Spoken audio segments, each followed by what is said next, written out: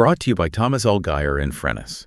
This edition highlights key LinkedIn posts on commercial fleets from weeks 6 and 7. Frennis supports automotive enterprises and consultancies with market, customer, and competitive intelligence in the commercial fleet sector, with a strong focus on digital solutions and emerging technologies. It is good to be back. And, looking at the feed from weeks 6 and 7, the whole tone feels like it's shifted. It's like the industry is waking up from this pilot project dream and, hitting the reality of scale. I noticed that too. Welcome everyone to the Deep Dives. We're looking at the top trends in commercial fleets, and if I had to summarize the last 2 weeks, I'd say we are so done with the shiny object phase. We're not asking, can we do this anymore? No. We're asking, how do we do this without going broke? That's the crux of it. We're seeing this really hard pivot from just adoption to optimization. The ribbon-cutting ceremonies are over. Now fleet managers are looking at spreadsheets and realizing that buying an electric truck is actually pretty easy. Right. But managing the energy bill, the grid connection, and this data overload, that's where the real work is starting. It's like the difference between buying a gym membership and actually getting fit. So we've organized the insights from weeks 6 and 7 into 3 main buckets. First, we're tackling electrification and zero-emission deployment, but looking at why some regions are absolutely winning while others are, frankly, stalling. Then we'll get to the bottleneck, charging infrastructure and energy orchestration. And we have some honestly terrifying stats about grid delays, but also some really smart workarounds. And finally, we'll dig into digital fleet operations. We're moving way past just dots on a map, telematics, and into the world of AI and predictive analytics. Yeah, that's a lot to cover. Let's dive in. Okay, let's start with electrification. And I want to challenge a common assumption right away. Yeah. Usually when we talk about EV leadership, we look at Europe or China. But some of the posts this week suggest the most interesting case study isn't in Oslo or Shenzhen. It's in Santiago, Chile. It is. Lars Christian Grudem Olsen shared an analysis of the Santiago bus fleet that, it really exposes a flaw in how a lot of the world is doing this. Okay. Santiago has electrified 68% of its bus fleet. By 2026, they're on track to have 4,400 electric units on the road. Wow, that is a massive number. I mean, for context, that's way bigger than almost any European city's deployment. But Europe has the capital, the political will. So how is Santiago eating their lunch? It comes down to a structural flaw in how we usually buy fleets. Lars calls it integrated procurement. Which means what, in practical terms? Well, think about how it usually works in, say, Europe or North America. A city transit authority runs a tender for buses. They pick a manufacturer. Yeah. Then maybe 6 months later, or in a totally different department, they start thinking about the infrastructure. They talk to the utility company, they hire a construction firm. Right, so you end up with that classic hardware-rich, energy-poor problem. The buses show up, but the depot just isn't ready. Exactly. It's totally disjointed. Santiago just flipped the script. They mandated that the tender cover the whole system, not just the vehicle. The whole system? The operator and the fleet provider, they have to bid jointly. So if the buses are scheduled to arrive on Tuesday, the chargers have to be live on Monday. It forces the infrastructure to scale in lockstep with the fleet, not, play catch-up. So they aren't just buying a bus. No. They're buying a guaranteed mile of service. Precisely. And the results speak for themselves. Charging terminal capacity grew by 93% right alongside the fleet. It's a lesson in contract law as much as it is in engineering. That is fascinating. But speaking of engineering, and maybe taking a step back in time, Chris Jackson posted a take that I have to admit I thought was a joke at first. He argues the cutting-edge blueprint for modern electric fleets isn't a Tesla Semi. I know where you're going with this. It's a British milk float from 1967. I know, it sounds ridiculous, right? A slow, open-sided truck delivering glass bottles. But when you strip away the nostalgia, he is dead right. Is he? Or is that just a romantic view of logistics? No. Look at the actual engineering constraints. The milk float had a fixed route, 365 days a year. It never, ever exceeded its range. It always returned to the exact same depot. And it just sat still for 12 hours every night. That is the key metric right there, dwell time. The milk run is the perfect EV use case because the dwell time matches the charging speed perfectly. You don't need expensive fast charging if the vehicle's just sitting there for 12 hours. So the argument is that we're overcomplicating things by trying to make every EV do everything an ICE vehicle can do. Yes. Exactly. Chris points to Milk and More, which is still running a massive electric fleet today, and also Nissan's Sunderland plant. They run electric heavy goods vehicles on these milk runs, just shuttling parts between a supplier and the factory. Predictable. Boring. Depot-centric. And that's where the profit is. Boring is profitable. I like that. But okay, let's look at the broader market for a second. Will Reeves and Jakub Krajewski dropped some stats that suggest the market is a bit of a mixed bag right now. It is noisy, to put it mildly. Will Reeves pointed out that in the UK, heavy goods vehicle registrations actually fell by 10% in 2025. The whole logistics market is contracting because of economic pressure. But within that contraction, electric trucks were still up. They were up 170%, which, that sounds incredible. It sounds like a revolution. Until you look at the absolute numbers, that 170% growth brings them to a total market share of 1.4%. Ouch. So for every 100 trucks sold, maybe 1.5 are electric. Exactly. We have to be really careful not to confuse a high growth rate with actual market dominance. We are still very much in the early innings. And Jakub Krajewski highlighted a really concerning side effect of this, specifically in Europe. He calls it the West-East divide. And this is about the used truck market.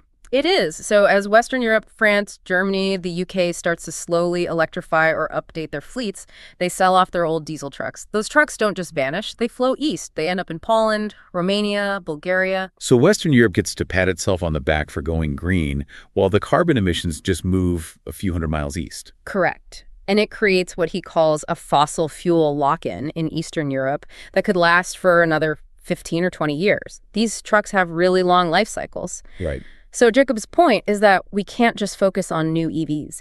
We might need a strategy for biofuels or synthetic fuels to clean up that legacy fleet in the East, or we're just shifting the problem around the map. That's a really sobering perspective. It's a global atmosphere, not a regional one.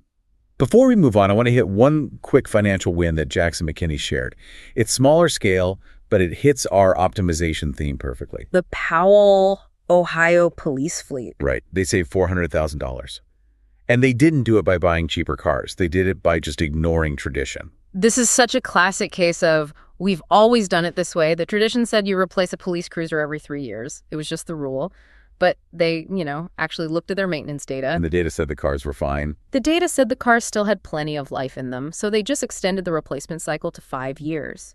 The cars performed perfectly, and the city kept nearly $500,000. It's amazing how expensive tradition can be. Replacement cycles should be hypotheses, not rules. If you're not testing them, you're probably losing money. So we've got the vehicles, whether they're Santiago buses or milk floats. Now we need to power them. This brings us to our second theme, charging infrastructure and energy orchestration. And honestly, the hardware problem really seems to be shifting to a grid problem. Yeah, Mo Ismail refers to this as the second wave. The first wave was just, getting the chargers installed. The second wave is all about energy control. Because plugging in is easy. It's paying the bill that's the hard part. It's actually worse than that. It's about availability. Yeah. Will Reeves and Joshua Aviv flagged a stat that, frankly, sounds like a typo. In the UK, some fleet operators are applying for a grid connection and getting a quote for you for 15 years from now. 15 years. That's 2040. Imagine trying to run a business in 2025 and being told you can't turn the lights on until 2040. That's not a delay. That's a rejection letter. It just kills the business plan on the spot. So what do? Just pack up and go home? You find a workaround. And that's why Joshua Aviv from SparkCharge is seeing so much traction. They offer mobile, off-grid DC fast charging. They essentially bring a massive battery on wheels right to your depot. It's a survival tactic. It is. If the grid is broken, you just bypass the grid. It allows fleets to launch now while they fight the utility battles for the next decade. Okay, so assuming you do have power, Tim Reeves brought up a really counterintuitive point.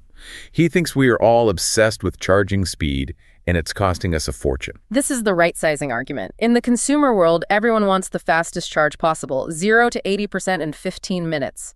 But Tim argues that for most commercial fleets, that is just financial suicide. Because of demand charges. Exactly. And we should probably explain this because it bites a lot of new fleet managers. In commercial energy, you don't just pay for the total electricity you use. You pay a big premium based on the speed at which you pull it from the grid. So a megawatt charger is like opening a fire hose. You get hit with a massive fee just for turning the valve all the way open. Precisely. If you use a 350 kilowatt charger, your demand charge just spikes. But if your truck is doing a milk run and dwelling overnight for 8 hours, why use the fire hose? You can just use the garden hose. Right. A 30 to 60 kilowatt charger will get the truck to 100% by morning just fine.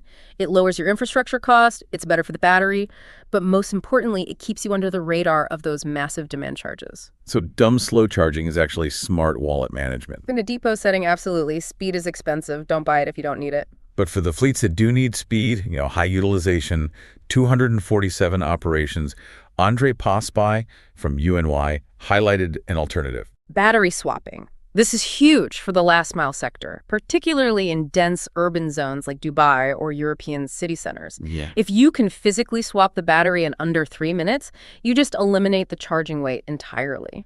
It effectively gives the vehicle infinite range as long as you have enough swapping stations nearby. It does. It maximizes asset utilization.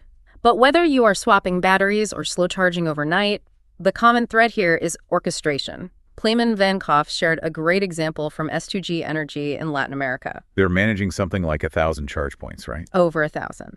And their success isn't about the hardware. It's about the software layer on top. They correlate the charging data with telematics. So they know which bus is leaving at 6 a.m. and which one leaves at 8 a.m. And they prioritize the power accordingly. That's the second wave Moismail was talking about. It's not just charging, it's energy logistics. Orchestration beats building massive capacity every time. Which leads us perfectly into our third and final theme. We have the data, we have the power. Now, how do we use it to actually make money? Yeah. Theme 3 is digital fleet operations, telematics, and AI. And if you were on LinkedIn during weeks 6 and 7, you could not escape the noise coming from Geotab Connect. It was everywhere. And I want to be careful here because AI is the buzzword of the century. Yeah. Was it just hype, or is there some real utility there for fleets? There was plenty of hype, for sure. But looking at the updates from LSO Call, Mike Branch, and Danny Lilly, there is a real shift happening. We are moving from telematics, which has historically been just, dots on a map, to AI-driven operational control. What does that actually look like for a fleet manager on a Tuesday morning? Take their new tool, Geotab Ace.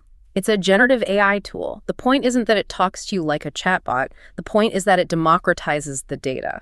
Meaning you don't need a PhD in data science to figure out why your fuel bill is so high. Exactly. You can literally just ask the dashboard, why did my maintenance costs spike in the Northeast region last month? And it will query the database and give you an answer in plain English. That turns a fleet manager into a data analyst instantly. That connects right back to what Facundo Tessara was saying about the filing cabinet. It's the perfect counterpoint.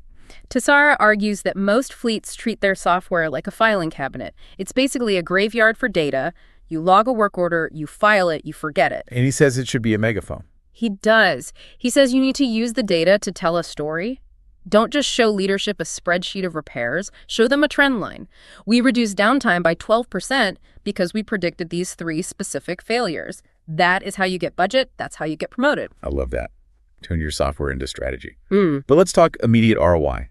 Andrew H. shared a story about Australian waste fleets that I thought was brilliant because it's so boring, yet so profitable. This is my favorite kind of insight. So in Australia, the government offers fuel tax credits, but you get a higher credit for fuel used off-road compared to on-road. Okay, but a waste truck does both. It drives on the highway to get to the landfill, then it drives off-road at the actual site. Exactly. And historically, companies just sort of estimated the split, but Andrew points out that by using high-precision telematics, they can just geofence the landfill. The system automatically logs every single drop of fuel burned off-road. So they claim the maximum possible tax refund with zero effort. And Andrew mentioned that the tax savings alone often cover the entire cost of the telematics subscription. The tech literally pays for itself. That is the definition of optimization. It's just free money for having better data. Ross Delhunty shared a similar win with the Collard Group in the UK. Yeah, they deployed Samsara across their fleet. And sure, they got the usual efficiency gain saving, about £130,000 annually. But the really interesting part was the impact on their insurance. Because they had cameras. Because they had proof, their insurance claims hit a 5-year low. When you have AI dash cams that can immediately exonerate a driver in an accident, your liability just plummets. Insurance companies love that. But speaking of drivers, Gorvinder Buttar raised a really important distinction. He says we need to stop confusing driver behavior with driver performance. This is so crucial. Behavior is just raw data, the sensor says. Hard-braking event at 2:0 p.m. Which usually gets the driver a warning. Right. But performance puts that data in context. Was the hard braking because the driver was texting? Or was it because a kid ran into the street and the driver's quick reaction saved a life? If you just look at the score sheet, you end up punishing the hero. Exactly. AI can flag the event, but it takes human context to understand the performance. We have to be so careful not to manage by algorithm alone. That leads perfectly to the final thought for this deep dive from Lehan Hansen. He had a post about the human element that really resonated with me. It was about the difference between generative AI and genuine experience, right? AI can predict failure probabilities. It can write you a perfect maintenance schedule.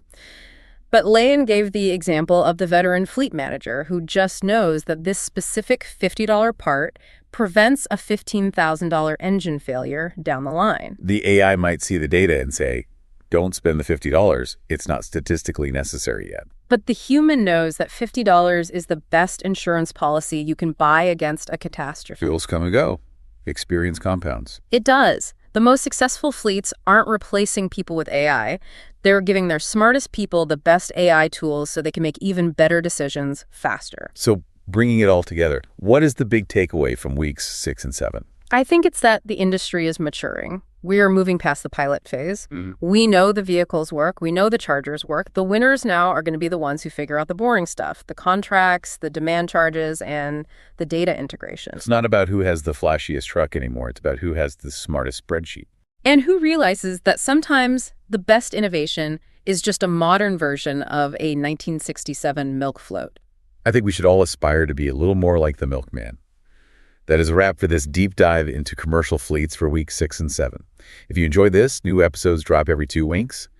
Also, be sure to check out our other editions on electrification and battery technology, future mobility and market evolution, and next-gen vehicle intelligence. There's always more to learn. Thanks for listening, and don't forget to subscribe. We'll see you next time.